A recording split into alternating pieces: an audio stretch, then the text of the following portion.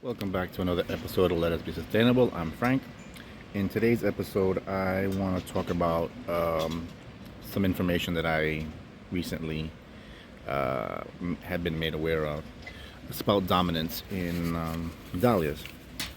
I necessarily don't agree with all of them, but let's get to the list.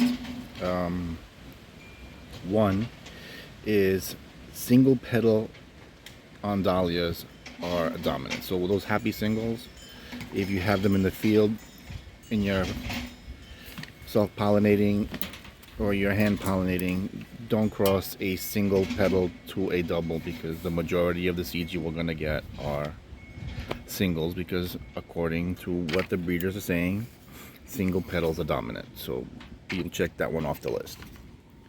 Then you have open centers. Open center dahlias, if you use an open center dahlia in your breeding program, the majority of your seedlings will be open centers. So again, won't be using any of those in my stock. Low petal count.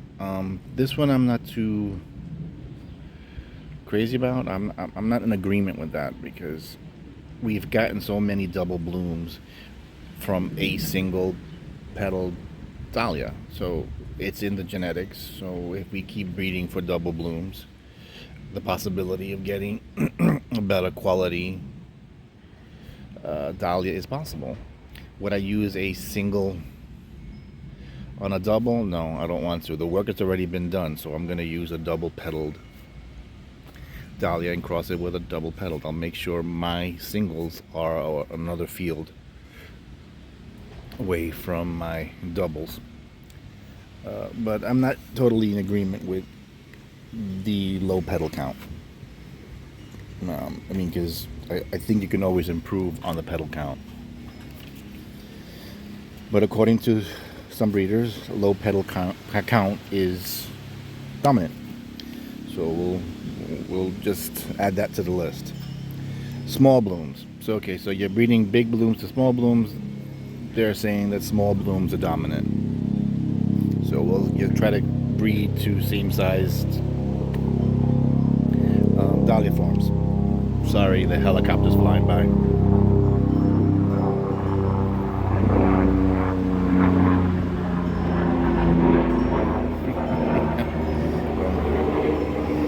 Okay, so I already said small blooms are dominant. So when you're breeding, make sure you are breeding to same-sized dahlia forms. Tall plants are dominant over small plants. So if you're crossing a smaller plant to a tall plant, according to the breeders, they're saying that tall plants are dominant. Now, poor form. Okay, that's a given. I am not going to breed something with poor form into my stock. If it doesn't look like it can handle itself in a vase or in a bouquet or in someone's landscape, I'm breeding for it. It's got to have some kind of form, shape to it. It's got to bush out. It's got to be attractive to look at. So yeah, poor form, I wouldn't breed it into the stock. Now, I said this before in my previous videos. You're looking for stem strength. Weak stems are dominant. So if you're breeding anything with a weak stem into your stock, forget about it. Don't do it. It's not worth it. You're gonna regret it later on, because you can't breed it out. So always stick to varieties that you know have good, strong stems to hold these blooms up. And downward facing blooms. You want to make sure these blooms hold their head up, because when a bouquet maker or a flower farmer, they're making bouquets, they want these blooms to face up. You don't want anything facing down. That's ugly. So downward facing blooms are dominant. So we don't want to put that in the breeding program. And emphasize what I've been doing. Yes, I did get these few store-bought dahlias without any names on them, because I thought they are pretty. They had good form. They have good head structure. They got good stem structure. I'll show you that and how I've been letting them grow. I mean, I'm just hungry for blooms. My stock is not going to bloom till June, July, August. These were forced blooms from the nurseries, and I couldn't resist. So they're in the back. Let's get to it. Here they go. So if I were to be breeding, I would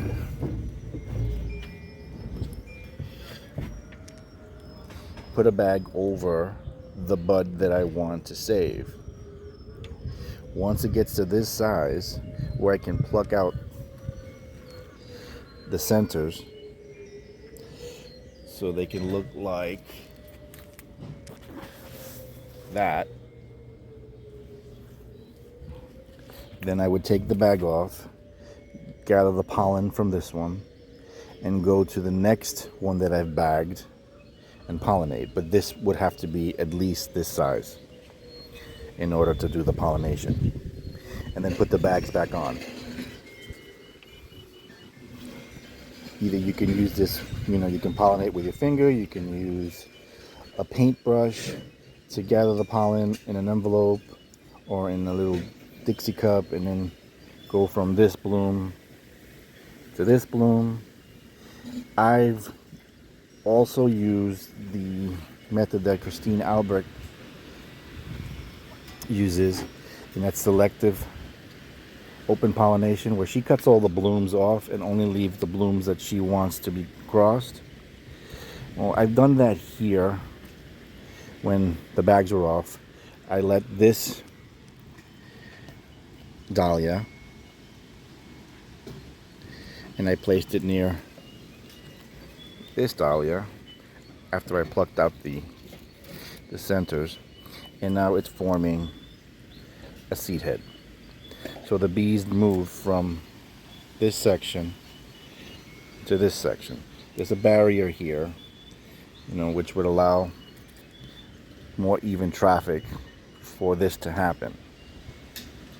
Now, with my dahlias, my stock, I plan to put grow covers so that I can take the covers off when I want that row to be pollinated with the selected group of dahlias in that row. That way I have more or less getting the cross that I want. Now, I will still bag the buds like this, which I want to hand pollinate. I will still do that, and I will label them as the crosses are made. But the fact remains that I can't hand pollinate all the time, and if I want seeds, I'm going to let the bees help me out. That's it for that. Let me show you what the seedlings are looking like. Hold on, I'll be right back. Okay, here we are with the seedlings I started back in February. And I transferred these into the grow bags. So this is 1, 2, 3, 4, and 5 are all crosses I made using Boom Boom. So 1 through 5 are the seedlings that I did last summer, and this is how they look right now. The next 2 are seedlings from Caitlin's Joy.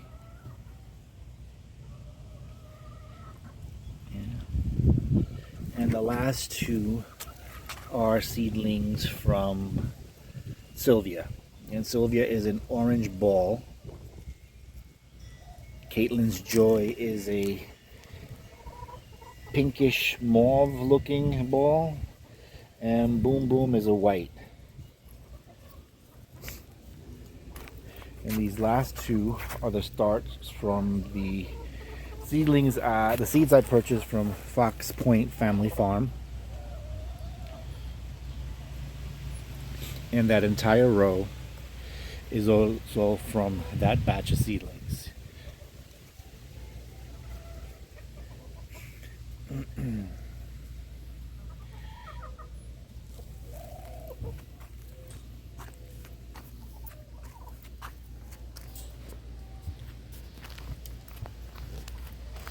can see these seedlings, even though they were started back in March, are relatively bigger than the ones I've started in February. I mean, they are in bigger pots. I don't know if that has anything to do with it. Or is it because of the cultivar may be bigger? But these seedlings are much, much bigger than the seeds that I started back up in February. See, that one's still pretty small. There's a noticeable size difference. Also, these are in 5-gallon grow bag, and this one's in a 3-gallon grow bag, and you can see the size difference. I'm also moving the tubers that I overwintered. I am moving them into these 7-gallon grow bags, and they are significantly larger than the 5-gallon, so you can see the difference. And I'll put all 3 of them together so you can see a size comparison. That's 3, 5, and 7.